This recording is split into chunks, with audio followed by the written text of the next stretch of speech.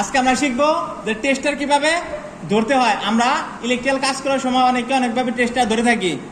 আমাদের যে এই টার্মিনালটা আছে এটা আমাদের ফেজের সাথে লাগে, এবং এই যে এইখানে যে টার্মিনাল আছে এই টার্মিনালটা আমাদের হাত রাখতে হয়, অর্থাৎ গ্রাউন্ডিং লাগায় রাখতে হয়।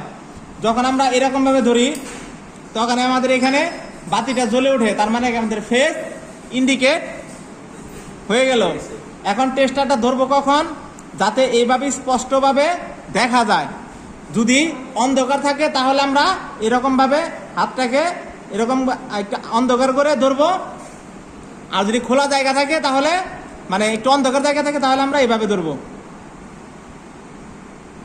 যদি আলো জায়গা থাকে, মানে এখানে খুব সূর্যের আলো আবার দেখা যায় না, তখন আমরা হাতের মাধ্যমে এরকম ভাবে অন্ধকার করে নিব, হাতের মাধ্যমে এরকম অন্ধকার করে নিব যাতে দেখা যায়।